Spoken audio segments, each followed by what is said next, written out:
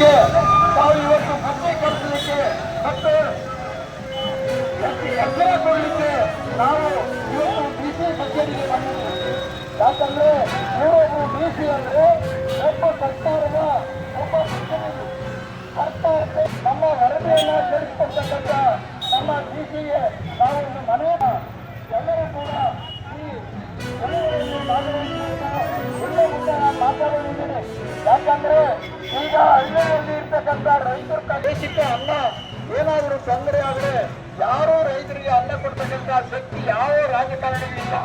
ಆ ಕಾರಣದಿಂದ ತಾವೆಲ್ಲರೂ ಕೂಡ ಬೆಂಬಲ ಕೊಡಬೇಕಂತ ಹೇಳಿ ತಮ್ಮಲ್ಲಿ ವಿನಂತಿ ಮಾಡ್ತಾ ನಾನು ಎಲ್ಲರಿಗೂ ನಮಸ್ಕಾರ ಮಾಡ್ತೇನೆ. ಇವತ್ತು ಏನು ನಾವು ಸರ್ಕಾರಕ್ಕೆ ಕೊಡ್ತಕ್ಕಂಥ ವರದಿ ನಾವು ಹಳ್ಳಿಗಳಲ್ಲಿ ಪ್ರಚಾರ ಆಗಬೇಕು, ಹಳ್ಳಿಗಳಲ್ಲಿ ಪ್ರಚಾರ ಆಗಬೇಕು. ಹಳ್ಳಿಗಳಲ್ಲಿ ಏನು ನಮ್ಮ ಗ್ರಾಮ ಪಂಚಾಯತಿಗೆ ನಾವು ಸುಪ್ರೀಂ ನಮ್ಮ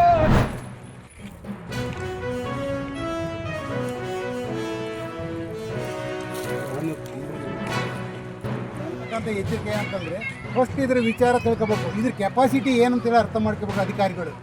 ಒಂದು ಎಳ್ಳೀರು ಮಾರ್ರೆ ನೀವು ರೈಡ್ ಮಾಡ್ತೀರಾ, 5 ಎಳ್ಳೀರಿಗೆ ಎಷ್ಟು ಶಕ್ತಿ ಇರುತ್ತೋ ಈ ಒಂದು 200 ml ಅಷ್ಟು ಶಕ್ತಿ ಇರ್ತದೆ. ಇವತ್ತು ಆರೋಗ್ಯ ಸುಧಾರಣೆಗೋಸ್ಕರ ಅವ್ರು ಕಷ್ಟಪಟ್ಟು ಮಾಡ್ತಾ ಇದ್ದಾರೆ. ಅಂತರವಾಗಿ ನೀವು ದಬ್ಬಾಳಿಕೆ ಮಾಡ್ತಾ ಇದ್ದೀರಾ. ಇಂಥ ದಬ್ಬಾಳಿಕೆ ನಡೆದ್ರೆ ಮುಂದಿನ ದಿನಗಳಲ್ಲಿ ಭಾಳ ದೊಡ್ಡ ಹೋರಾಟ ಮಾಡಬೇಕಾಗ್ತದೆ.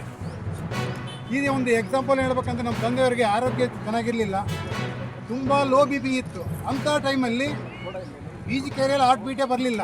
ಅಂಥ ಟೈಮಲ್ಲಿ ಇದನ್ನು ಈ ನೀರಾಗಿ ಕುಡಿಸಿದ ಮೇಲೆ ಬಳ್ಳಾರಿವರೆಗೂ ಆರೋಗ್ಯವಾಗಿದ್ದು ನಾವು ಪ್ರಾಕ್ಟಿಕಲ್ ಆಗಿ ನೋಡಿದ್ದೀವಿ. ಇದ್ರ ತುಂಬ ಶಕ್ತಿ ಇದೆ. ದಯವಿಟ್ಟು ಇದನ್ನು ಬ್ಯಾನ್ ಮಾಡೋದಾಗಲಿ ಇನ್ನೊಂದಾಗಲಿ ಮಾಡಬೇಡ್ರಿ ಅಂತೇಳಿ ನಾವು ಲಾಭಾಂಶವನ್ನು ನಾವು ಏನೋ ರೈತರು ಬಳಸ್ಕೋಬೇಕು ಅನ್ನೋಂಥ ಉದ್ದೇಶದಿಂದ ಸರ್ಕಾರದ ಅನುಮತಿ ಕೇಳ್ಕೊಂಡೇ ನಾವು ಅದನ್ನು ಪರ್ಯಾಯ ಮಾರ್ಗವಾಗಿ ನಾವು ಕೇಳಿದ್ವಿ.